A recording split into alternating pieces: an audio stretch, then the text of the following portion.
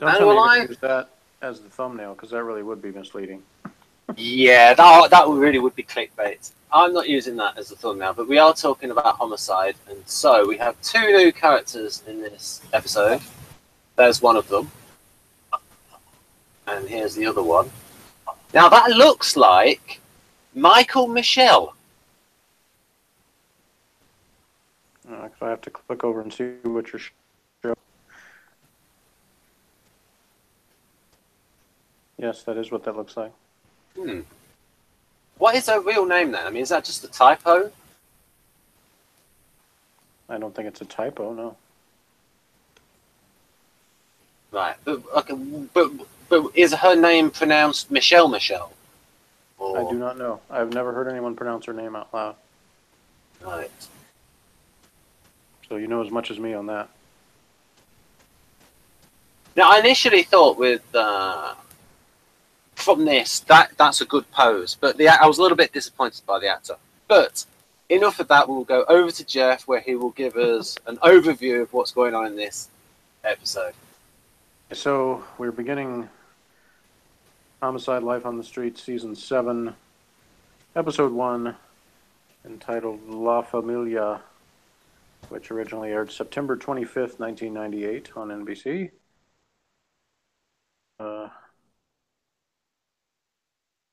Actually, if Ben's got a picture of the titles, he can tell me, the writer and director, because I don't have it in front of me. Okay, I'll go and look for that. Pause. I mean, I can get it if you can't find it. There you go. Tom Fontana. I've got. Is it? Am I? Is my sound on? Yeah. It is. Yeah. Tom Fontana, as you can see, and directed by Nick Gomez. Okay. We got. I presume that she's called Michelle. So she didn't go on to become a big star or anything. I thought she was okay. Nothing special.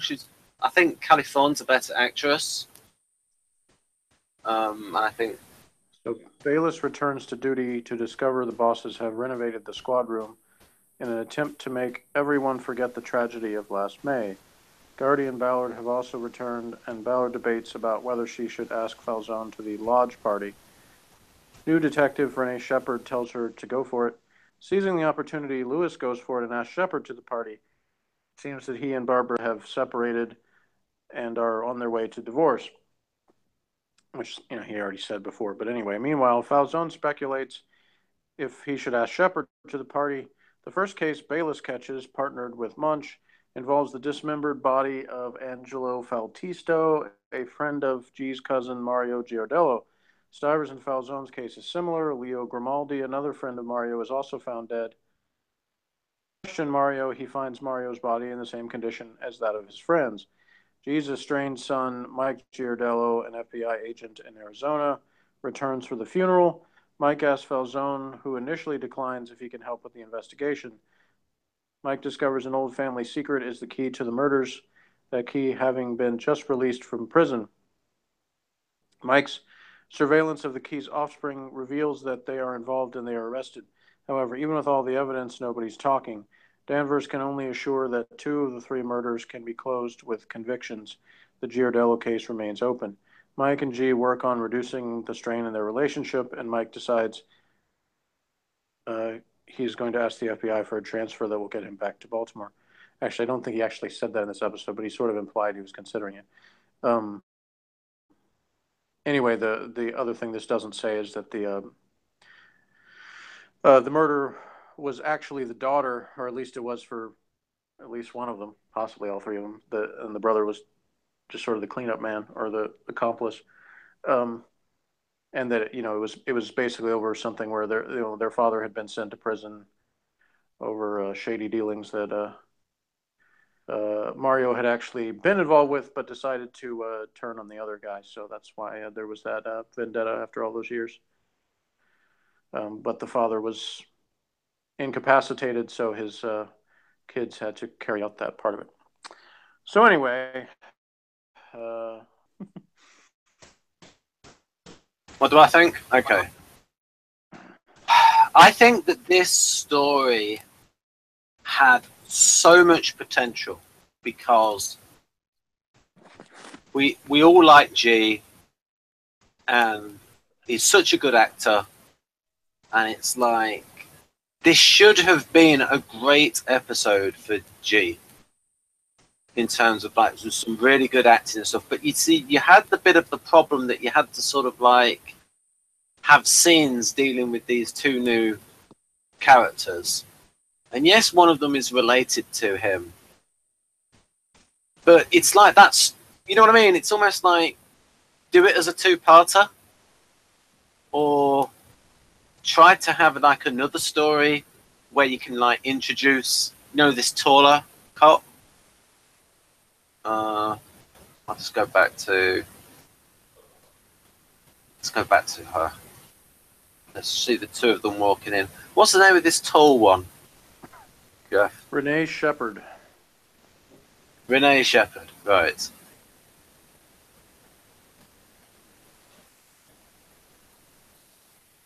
So I was like, I mean, she was like, okay, but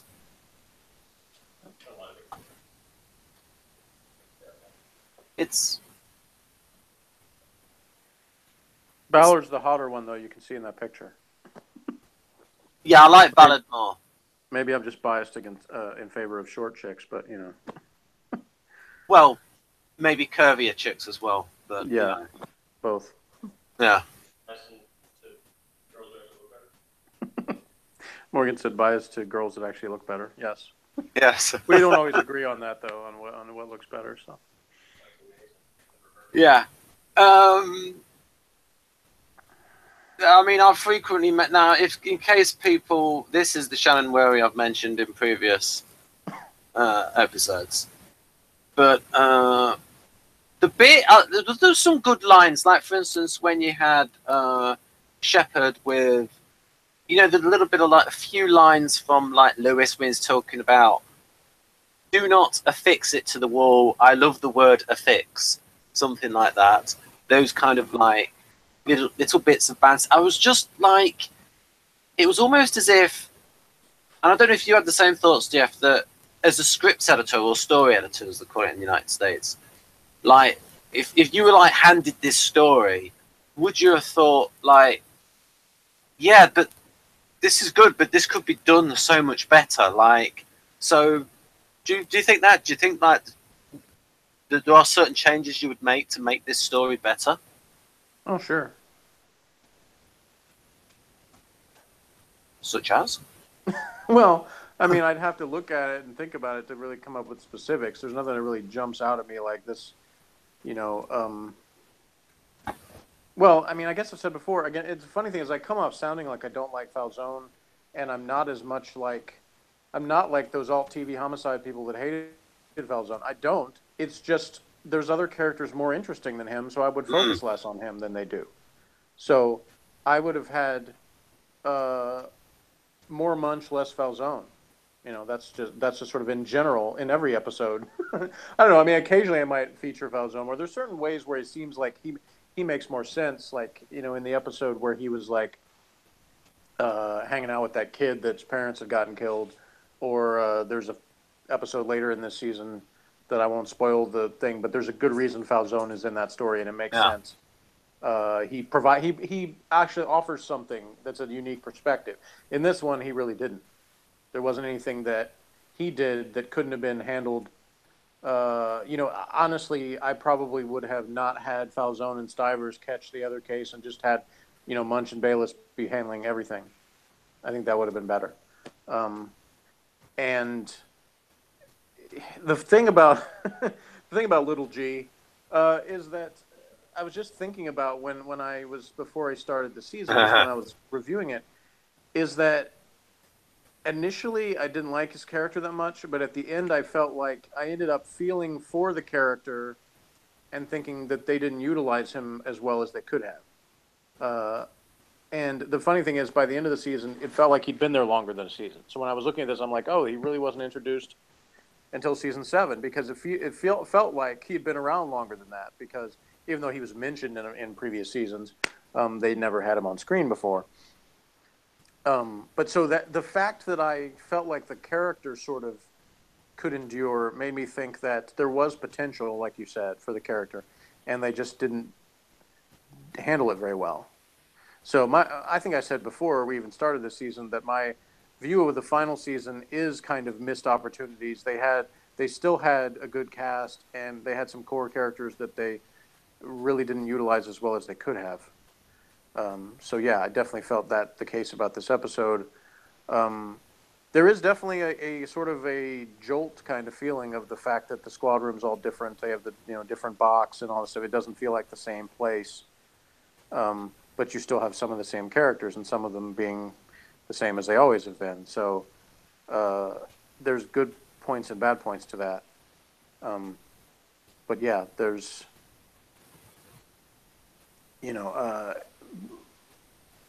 I don't know what I'm saying. Something.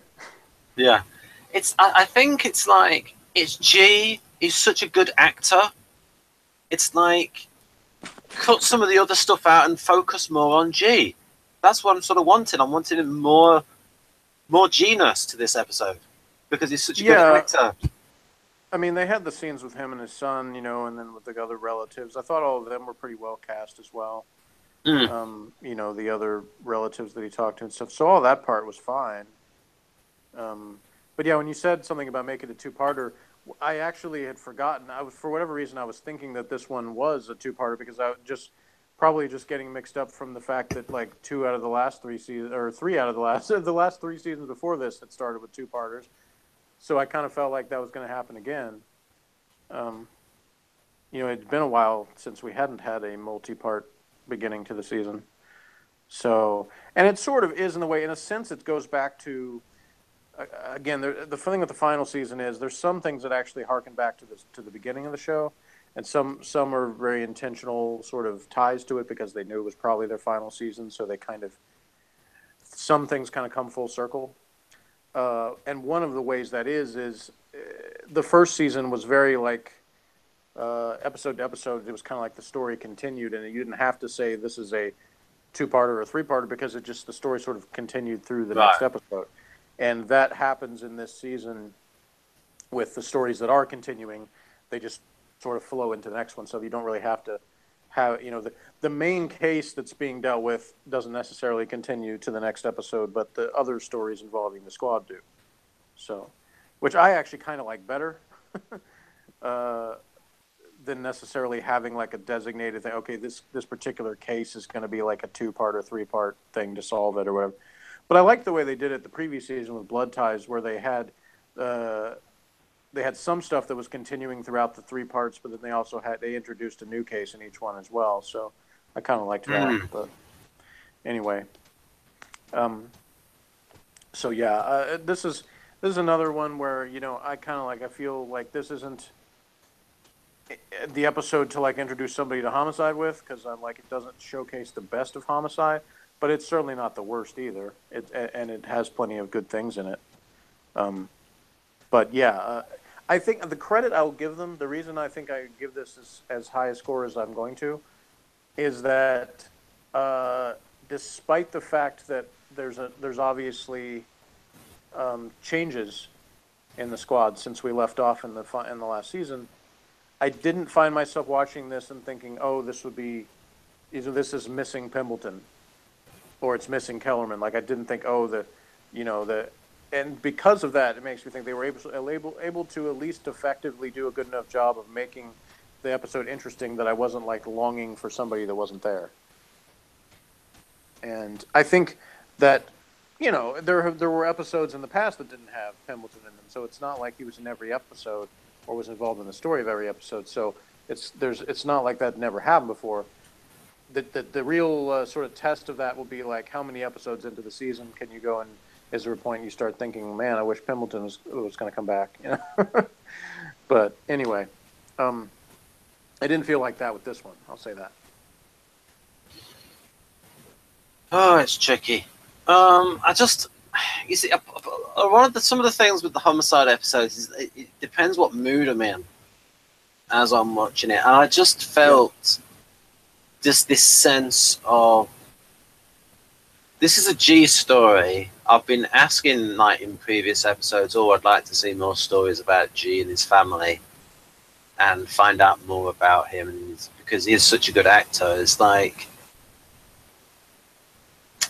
I just had this feeling of disappointment and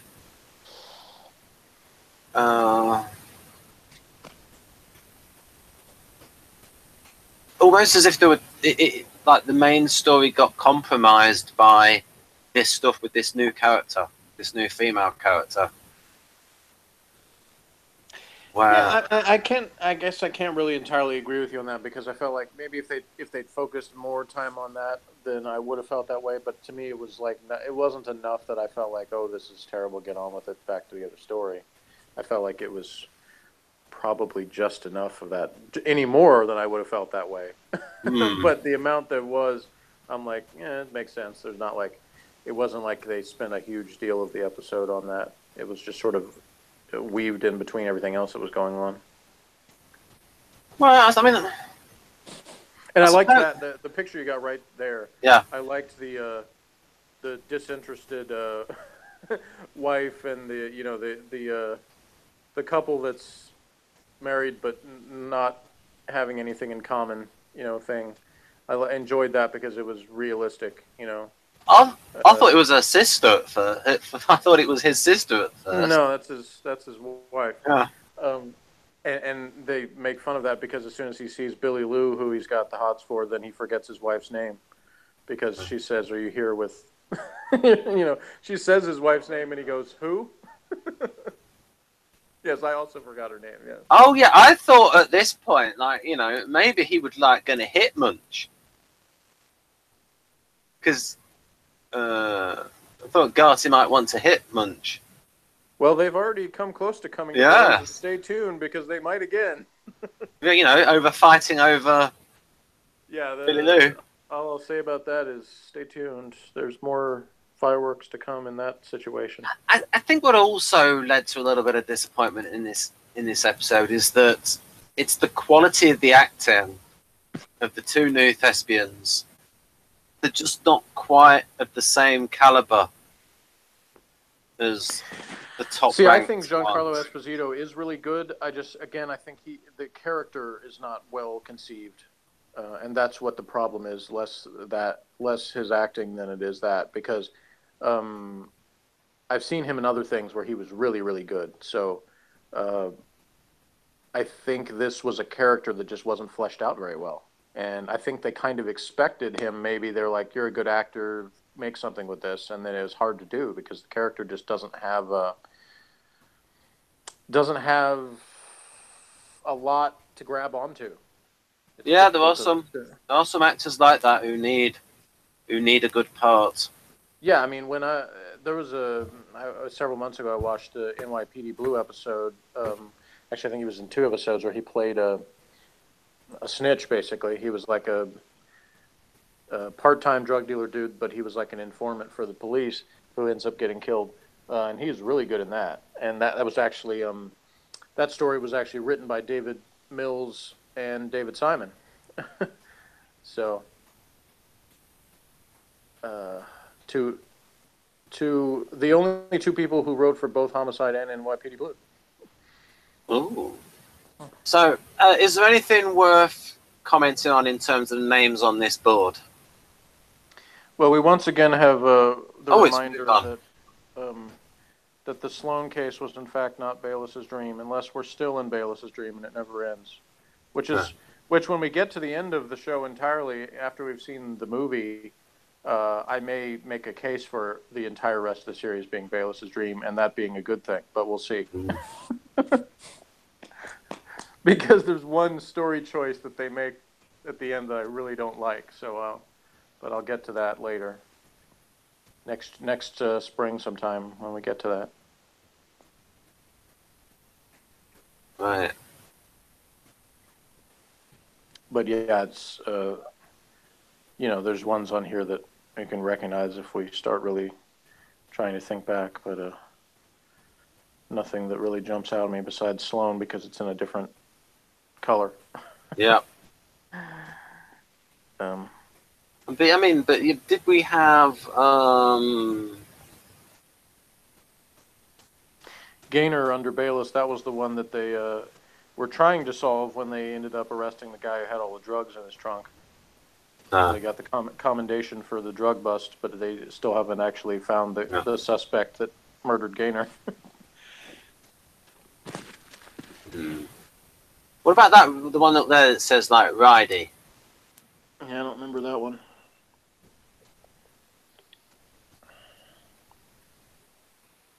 And then we got Nugent. Was that one televised? Yeah, they haven't solved Ted Nugent's murder yet. Yeah, I don't remember that one. I vaguely remember Costello. I remember the name, but I don't remember even who that was now, off the top of my head.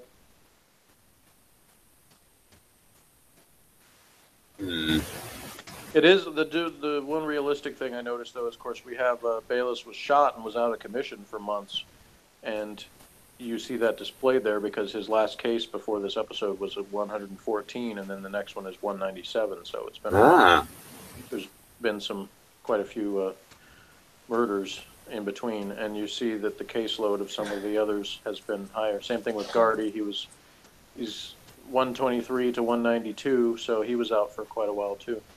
So realistic in terms of the detectives that were shot were not back on the job in a couple of weeks. Yes, we can always recommend to the series, to the ISTJs, that it's good for the board. Yeah. The series is good for the board. The board always gets top marks. Yeah, there's even a comment in the episode about how they spend all the money on remodeling the squadron, but have the same board that they had before. Yeah. Right. Oh yeah, I think I mentioned before that even if Garty's name was spelt Gardy, in general American English it would be pronounced in the same way as Gardy. So it would sound exactly the same. I'm not getting the distinction you're making. Well, I will pronounce. Well, if you say his name, say the name up there, the one that says Garty. If you say that name, Gardy. Yeah, to me, the T and the D sound exactly the same. Oh, so you're saying if his name was spelled with a D? Yeah, it would sound exactly the same. I would say it slightly differently because I tend to hit D's a little harder than some people do. Like if he had a D in his name, I would say Gardy. Yeah. Rather than Gardy. Yeah. But yeah, I know it's not a huge difference, but it's a little bit. Yeah, because I've been reading about it in like a phonetics book about how some Americans, and I think it's like general American English, where like some of the D's and the T's they'll just get pronounced the same. Yeah, they're pretty close. I guess there's some words it's more obvious difference than others, but I tend to enunciate consonants a little bit more than some people do, especially some people in the South. Yeah. Probably because my father, one of the things he always beat into us was enunciate. So I do more so than some people do, but I certainly not I'm not always talking in what you called American theater standard or whatever. I'm not speaking like that all the time, but I will enunciate more than some people do on those consonants. Yeah, and when he says, folks, beat into him, he might actually be meaning that literally. Yeah, not too far off, but right. I suppose I'll give this episode a 7. I'll also give it a 7. For an average of 7.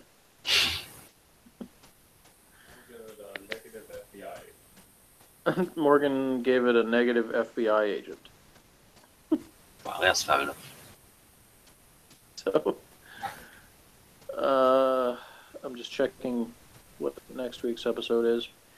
Okay, so next week is an interesting episode.